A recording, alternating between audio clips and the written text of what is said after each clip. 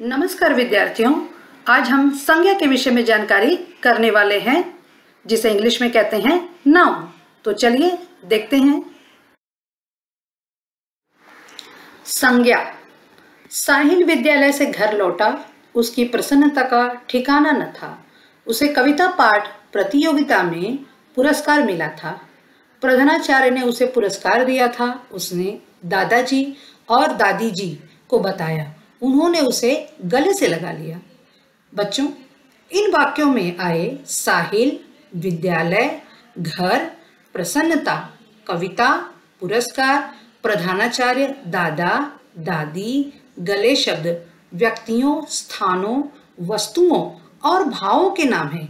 इन्हें संज्ञा कहते हैं। किसी व्यक्ति, स्थान, प्राणी, वस्तु और भाव आदि के नाम को संज्ञा कहते हैं। तो ये हुई संज्ञा की परिभाषा। निम्नलिखित लक्षणों के आधार पर संज्ञा को पहचाना जा सकता है। कुछ संज्ञा शब्द प्राणीवाचक होते हैं और कुछ अप्राणीवाचक। प्राणीवाचक शब्द आदमी, बालक, गाय, चिड़िया, मोहन आदि। अप्राणीवाचक शब्द पुस्तक, गिलास, घड़ी, मेज, बस, घर आदि। कुछ संज्ञा शब्दों की गिनती की जा सकती है और कुछ की गिनती नहीं की जा सकती। जैसे आदमी, गाय, पुस्तक आदि की गिनती की जा सकती है, इसलिए इन्हें गणनीय संज्ञाएं कहते हैं। पानी, हवा, तेल, घृणा, प्रेम आदि की गिनती नहीं की जा सकती, इसलिए इसे अगणनीय संज्ञाएं कहते हैं।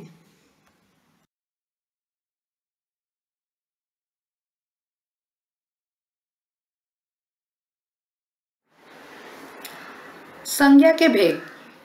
संज्ञा के 3 प्रमुख भेदों के बारे में आप पढ़ चुके हैं। यहाँ हम उसके 2 अन्य भेदों की चर्चा करेंगे।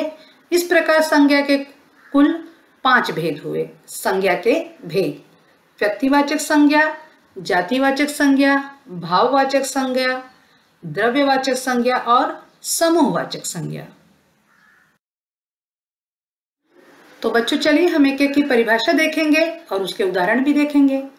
व्यक्तिवाचक संज्ञा: जिन संज्ञा शब्दों से किसी विशेष व्यक्ति, विशेष स्थान और विशेष वस्तु आदि के नाम का पता चलता है, उन्हें व्यक्तिवाचक संज्ञा कहते हैं।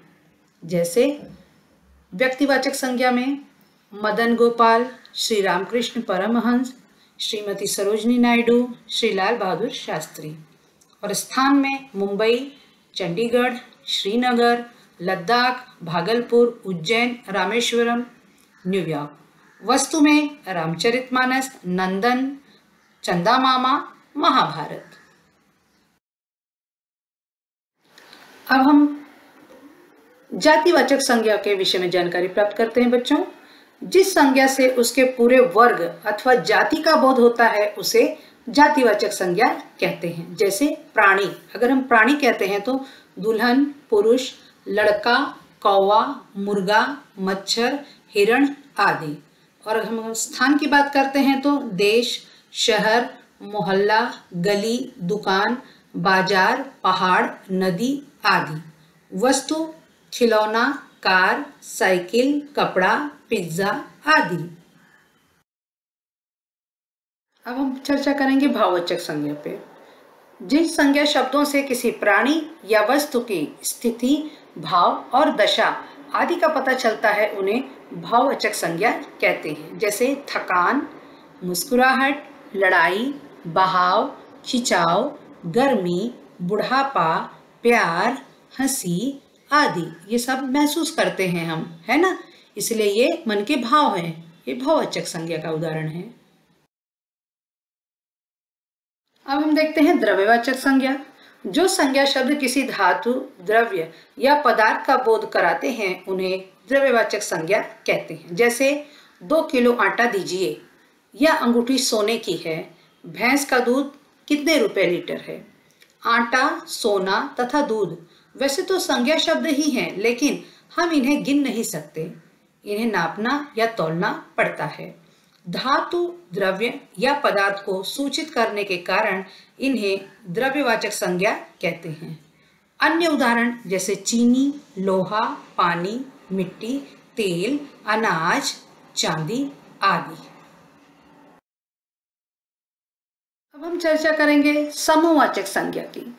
जो संज्ञा शब्द एक ही जाति के व्यक्ति या वस्तुओं के समूह का बोध कराते हैं उन्हें समूहवाचक संज्ञा शब्द कहते हैं। जैसे चाबियों का गुच्छा, भारतीय सेना, कूड़े का ढेर। गुच्छा, सेना तथा ढेर शब्द किसी न किसी समूह को सूचित करते हैं। ये सभी शब्द संज्ञाएं हैं। समूह को सूचित करने के कारण इन्हें समूहवाचक संज्ञा कहते हैं।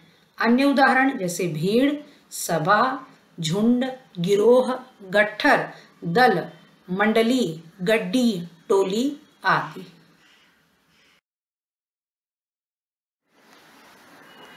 धन्यवाद बच्चों, आज आपने संज्ञा और उसके भेदों के बारे में सविस्तार जानकारी प्राप्त कर ली है।